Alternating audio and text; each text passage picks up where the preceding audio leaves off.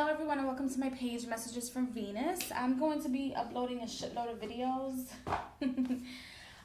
today because I am very backed up in reviews, the weekly videos, and a whole bunch of other stuff. But anyway, this is the review of the pocket edition of the Isis Oracle by Alana Fairchild. This is the box that it comes in.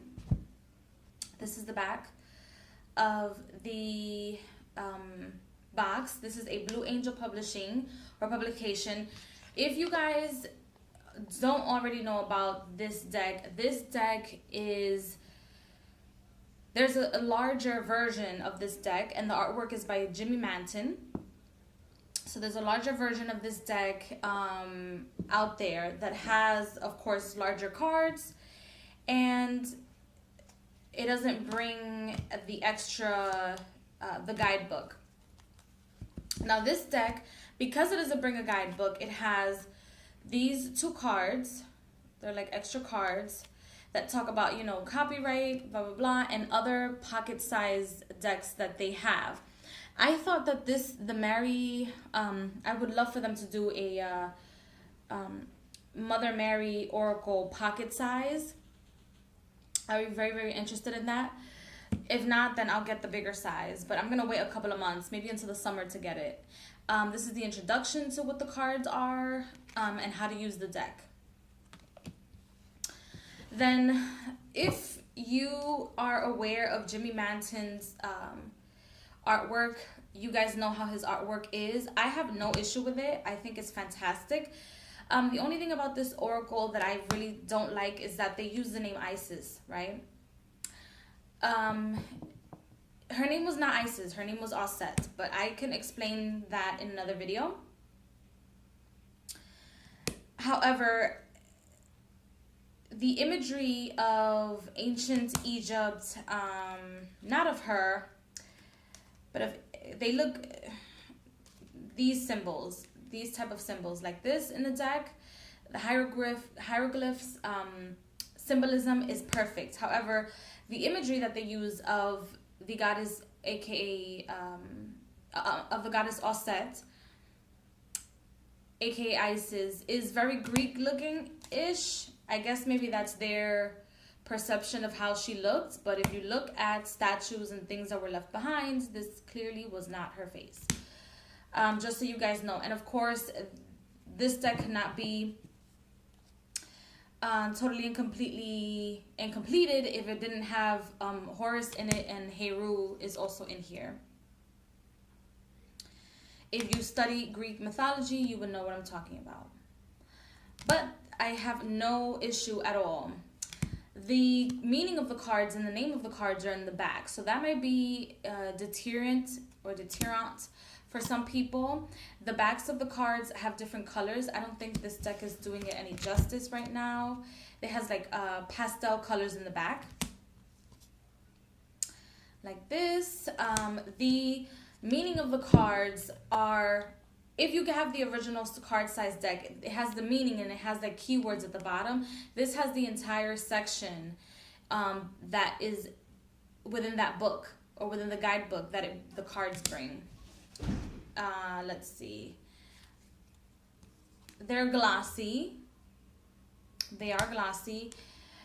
But they do have a lot of imagery in it that will spark your DNA, whether you are part of an Egyptian bloodline or not. And then there's images like this that my soul loves imagery like this, because if you guys study ancient quote-unquote mythology, I mean, it's not fucking mythology, you guys, because it's not a fucking myth. Like, there are archaeological findings all over the fucking world that talk about Egyptians, that talk about ancient Kemet. So this is not a fucking myth. It's like saying a Greek mythology. Fuck. It's not mythology. These things actually happen. Like, people worship these gods. They have statues to the gods. Their information of the gods were left all over the world, so it can't possibly be a myth. Anyway, the serpent energy or serpent gods this imagery. If you study anything that has to do with serpents and their interaction with humans or Anunnaki, etc., you would know what this imagery actually means. It's fantastic. So I really do love that they did not walk away from the conspiracy theory, or what people like to call conspiracy theory, and they do have also a little bit of the Kabbalah in there. They talk about the Merkaba, so they do have a card in regards to the Merkaba, and they also have Horus. See, this is Eye of Horus. This would be Horus grown, or Heru. So yeah, overall I really do enjoy this deck. It gives amazing readings. The deck is good for daily draws and also for like self-love readings, self-empowerment readings. It's also good for divination as well. If you have a question, it doesn't matter whether it's in regards to love, career, etc., you can use this deck for all sorts of readings. As far as shuffling is concerned, it's very easy to shuffle the deck. It's very easy.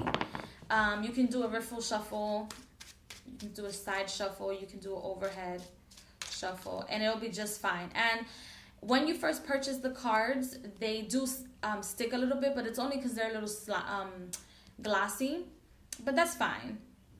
That's absolutely fine to me. So I hope you guys enjoyed this review of this amazing deck. I feel like everyone should have this deck in their whatever premises, whatever. Everybody should have this deck. If you're a deck collector or not, if you read the cards or not, you can still purchase this deck. This deck is not just for divination, like I said. So if any of you guys out there purchase this deck or are watching this video and you guys listen to my weekly readings, my monthlies, etc., you guys can purchase this deck and help yourself to powerful information.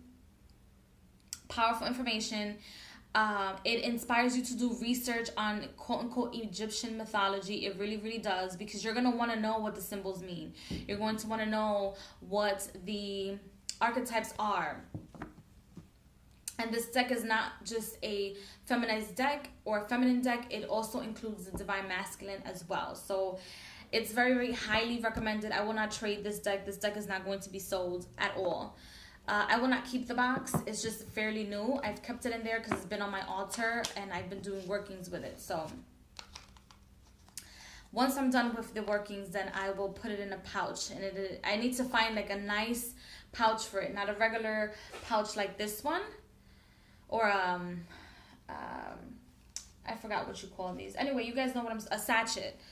Is it a sachet? Yeah, a sachet bag. I don't want a regular sachet bag like this. I want something very special for her, okay? So the only downside to this deck that I can tell you right now is the name of the deck. It's Isis. It's not her name. If you really study Egyptian mythology, or you study what her name actually was, it is not Isis. It is Osset. I understand that people get offended when they see the name Isis, okay? Because that means well, to some people, such as myself and other people, that means you are neglecting the fact that ancient Kemet actually existed. And this is not her name. This is a totally different frequency. Okay? So, just so you guys know, this is a review of the Isis Oracle Pocket Edition. I will see you guys in my next videos. Bye.